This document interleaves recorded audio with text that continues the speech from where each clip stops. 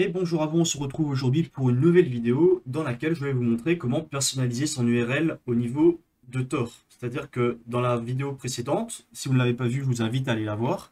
On a setup un site web directement accessible via Tor. Donc voici l'exemple. Et ici, maintenant, dans cette vidéo, on va faire en sorte de pouvoir générer une URL qui est à peu près custom. Pourquoi je dis à peu près? Parce qu'en fait, on va juste pouvoir sélectionner notre préfixe. Ici, par exemple, au lieu de ça, on va pouvoir avoir écrit, par exemple, euh, ici, Cairo WZ, Crows, par exemple. On pourra avoir une URL de type comme ça. Donc ça veut dire que les premiers caractères pourront avoir quelque chose de personnalisé. Comment ça se passe? Ça se passe grâce à différents outils. Donc là, par exemple, moi j'ai utilisé celui qui s'appelle MKP224O, qui est en fait un générateur voilà, de services cachés pour Tor en V3. Qu'est-ce que la V3? C'est l'utilisation, comme on l'a vu ici, de 64 caractères au niveau de l'URL. La version 2, on avait beaucoup moins, on avait 16, je crois. Voilà. Donc en fait, ici, c'est un outil qui va nous permettre de brute force plein des préfixes jusqu'à arriver à une URL qui nous convienne. Donc on va voir un peu comment l'installer. Vous allez voir, c'est pas très compliqué. On se rend sur notre terminal, on fait un sudo apt update n'a pas déjà été fait pour mettre à jour les dépôts. Hop, une fois, voilà, donc là c'est bon, c'est à jour. Une fois que c'est fait, on va git clone le répertoire. Donc si vous n'avez pas git, vous pouvez faire un apt install git. Encore une fois, là, le tuto est fait sous une machine Linux. Voilà. En l'occurrence, là, je ne l'ai pas.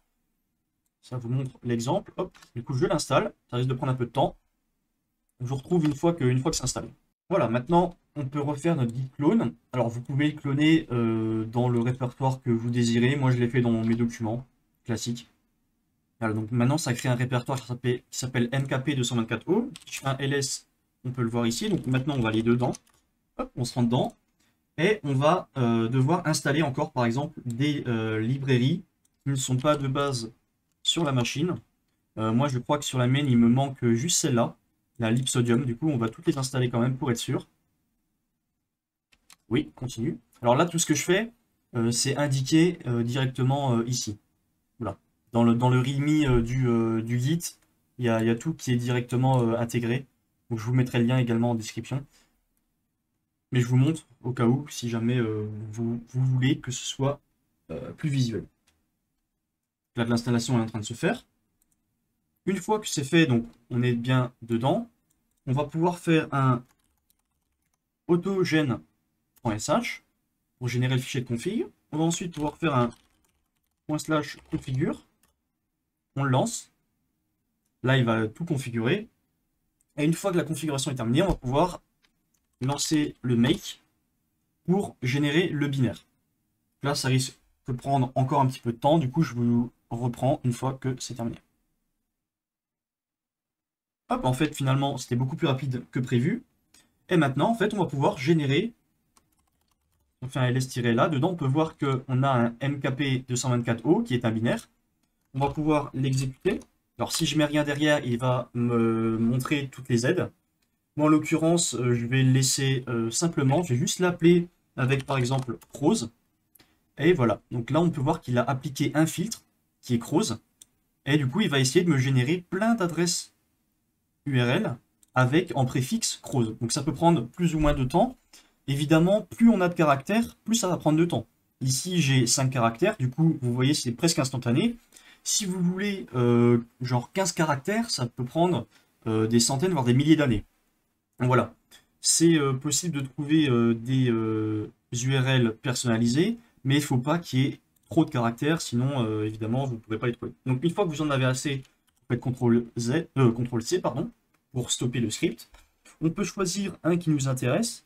Voilà, j'en ai pas précisément, mais par exemple le premier. Si on fait un ls-la, on peut voir que dans le répertoire actuel, il y a des dossiers qui se sont créés en fonction de cela. Donc par exemple, je vais dans celui-ci. Hop, ls-la. Et on peut voir que c'est à peu près la même tête de fichiers qui ont été créés que pour le Tor. C'est-à-dire qu'on retrouve le hostname, on retrouve une clé publique et une clé privée. Si on tape le hostname, Hop, bah, c'est évidemment c'est le nom en point onion qui nous a été généré. Donc c'est celui-là. Maintenant, ce qu'on va faire, c'est qu'on va devoir move tous ces fichiers-là, donc les trois ici, dans le répertoire de notre service caché, hidden service, qui contiendra notre site web. Pour ce faire, on peut faire un sudo move étoile, donc étoile pour dire qu'on move absolument tout, donc les trois fichiers, dans le répertoire qui contient notre hidden service, qui est celui-ci. Hop, du coup on move tout dedans. Si on retourne maintenant dans celui-là, on peut voir un ls-là. Alors attendez, non, ok. cd, ah oui, il faut que je fasse un... Je vais remettre en route. Je me fais tout le temps avoir avec ça, sudo ls-là. Voilà, on peut voir que là, il y a les fichiers qui ont l'air d'être encore les mêmes, mais si on cat, ça a bien été remplacé. Avant, dans le hostname, il y avait l'URL, il y avait celle-là. Voilà. Ça, c'était mon site web de base. Donc on l'a remplacé. Alors, c'est pas encore tout à fait fini. Maintenant, il faut qu'on modifie les droits.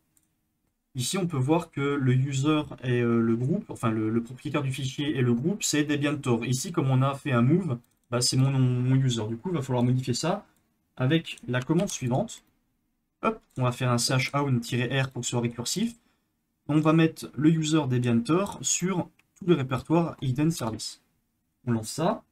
On va également modifier les droits, parce qu'on peut voir que ici, avant, les droits étaient c'était que du RW, et là, c'était modifié en RW, RW et R.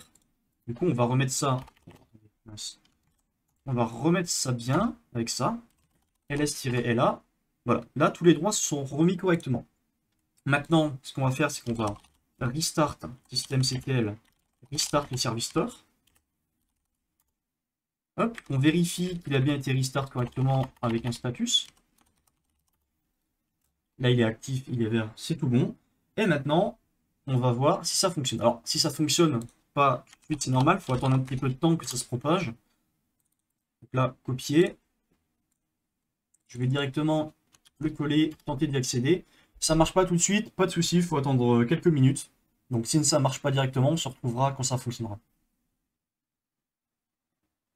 Hop, bah là on peut voir que ça fonctionne tout de suite. Et du coup, en fait, maintenant j'ai une URL personnalisée. C'est-à-dire que mon site web, on y accède via cette URL-là, qui commence par Prose. Voilà.